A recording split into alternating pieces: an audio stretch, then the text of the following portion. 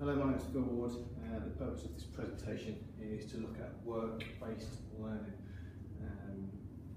It's then presented in a website format through Weebly.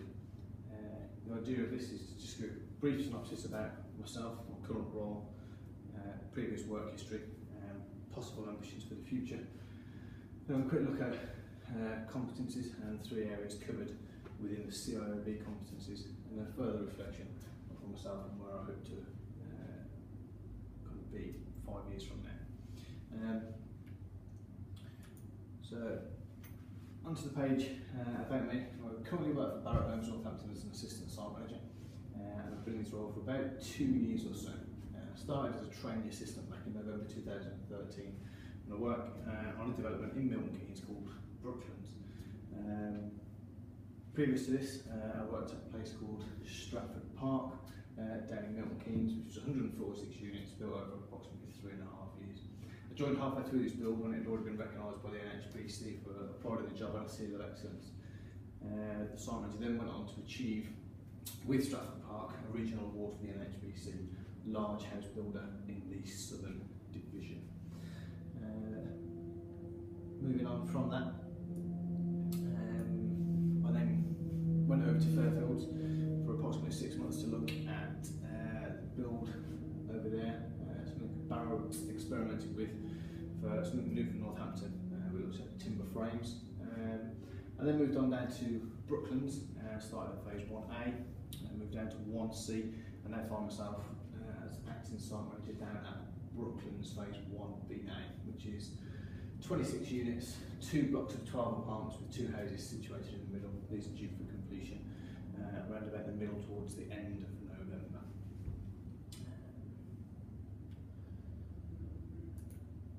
So a little bit about my previous work history and my journey so far.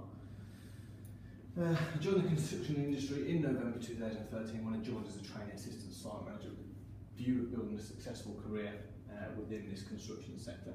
Previous to this, I've worked within the prison service for approximately 7 years. Since joining Barratt as a trainee assistant, I've begun studying at Sheffield Hallam University, where I'm working towards a BSc in residential development and construction. Near the end of year 3, and we'll begin my final year dissertation in January of next year. I've also recently completed an MVQ level 6 in construction management as well. I've progressed into the development of my mentor, construction director and contracts manager, as previously mentioned. I'm an acting site manager looking after Brooklands phase 1BA. In the not too distant future, the next phase available down at Brooklands is Brooklands 2A, complicated I know. Production of 225 units down there over a period of about 4.5 years. I'll be looking to move down there when the site is up and running early next year. Compound installation is happening as we speak. Moving on to competencies and the reason primarily for this presentation. So the competencies we are discussing are 3 that have been extracted from the Chartered Institute of Builders, the CIOB, and with the view of looking at these and evidencing these and demonstrating my ability and skill set to achieve these competencies. So the following page identifies these areas of competencies within my job as a site manager. These competencies are explained, explored and reflected upon to demonstrate what I have done well in given scenarios, what has not worked so well and what I've learnt through them. Go on to consider what I do differently in the future as well. Let's get rid of that. An example of these competencies looks at planning and organising of work, something that's essential to the role of a site manager. To meet this competence, I'm required to provide workplace evidence of my ability to plan, organise, monitor, plan, organise and monitor work activities and methods of work as well. This could include, but it's not limited to, setting objectives, measuring performance, identifying learning needs, building team relationships. So ultimately, I'm responsible for the delivery of allocated units on a construction site, which means significant importance on planning and organising workloads. So So as you can see from the image below, I'm initially issued with a build stage programme from Barratt Northampton Divisional Office, indicating a variety of stages that must be achieved by set dates. So we've got a run of plot numbers down the sides, the house types that they are, 1 and 2 beds. There's then different build stages identified through colours and keys at the bottom. So roof completion dates, first fix completion date, second fix completion, painting, finals, CML, and then indicating red at the end is final handover or completion dates for when customers will be moving. As you can see, there are quite vague markers and quite key stages that we need to hit. So something that I implement in order to try and achieve these build stages is a more intricate, more detailed programme of works set out day by day, actually set out by half days, indicating when certain trades need to be in certain plots, when they need to be out of certain plots, and when they need to have the work completed by, so that subsequent trades can then follow on, all with an end goal of trying to achieve that next build stage. So should it be the first fix that they need to achieve, it'll be carpenters that go in, plumbers, electricians, all with the view of achieving that first fix date. It also gives me an idea of how much labour I need to achieve that goal in so many plots, and also the materials required, whether or not it's my responsibility to get those materials on site, or whether or not we need to call off materials through trades to get that material on site as well.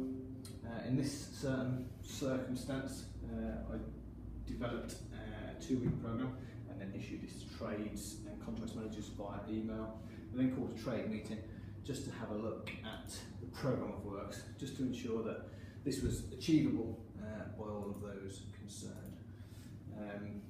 The meeting was then minuted, any issues debated between contractors and site managers, just to ensure that we're all working towards a common goal, and any problems that we can foresee along the way can be ironed out in this meeting.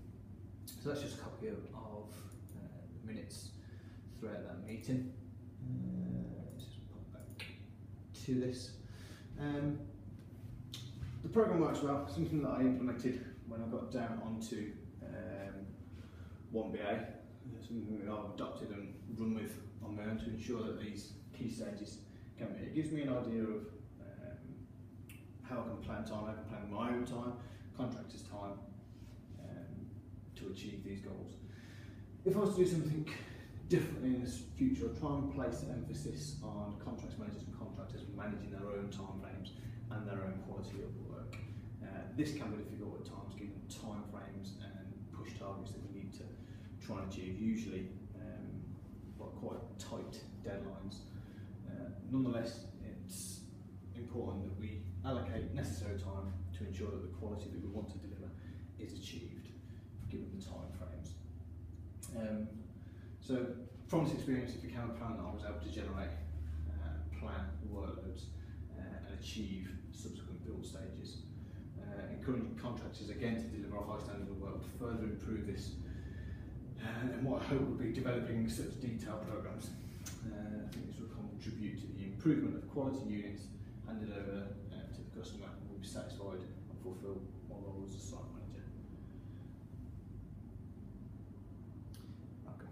Further competencies, look at communication. Again, communication, possibly linked with planning and organisation of workloads, is another key competence within the CIOB and when working down on site. So to meet this competence, we need to relate to communication. I'll demonstrate my ability to effectively communicate to a wide range of people using different mediums, including meetings, face-to-face, emails, in certain circumstances, possibly video calls.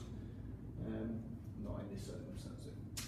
So communication is a key part of the construction industry, as different departments all contribute to a common goal. So you've got people within the buying department, sales, technical, all working to achieve the handover of a quality product to satisfy the customer that's spending a significant amount of money buying property. Therefore, the sharing of information to assist one another might aid this process, completing a higher standard of work on time, on budget, and to generate a happy end user. So breakdowns in communication can often lead to errors occurring on the build, not being generated correctly. So a scenario requiring accurate and timely communication. Apologies.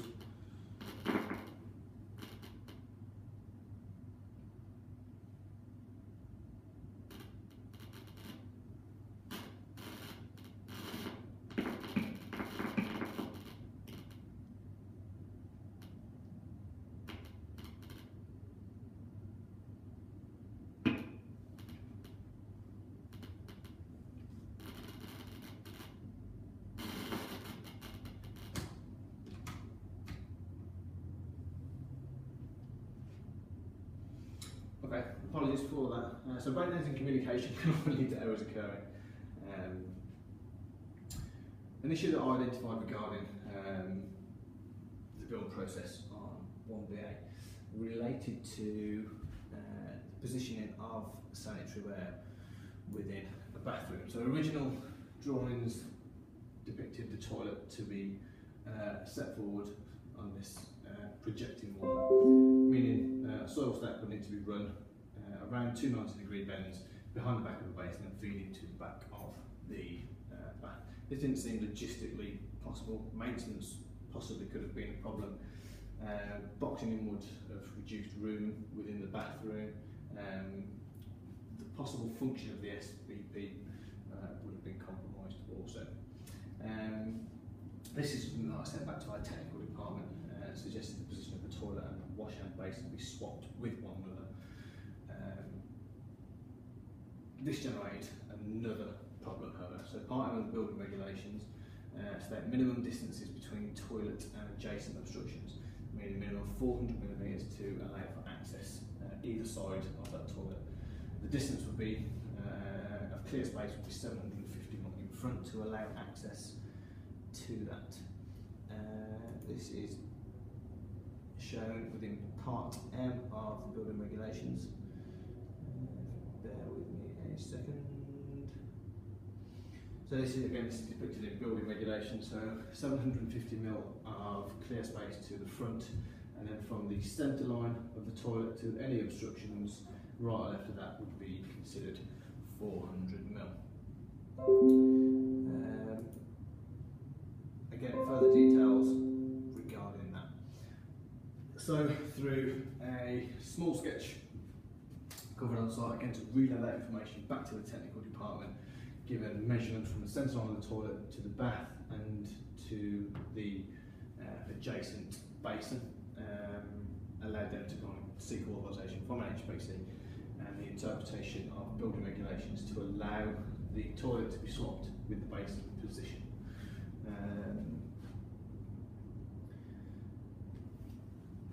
Through conversations with the HBC building inspector who came on site, we were able to consider ways in which we could have overcome this problem, moving the basin slightly off centre to the projecting wall behind, although it wasn't aesthetically pleasing, allowed for the practicality of use of the toilet and of the basin as well.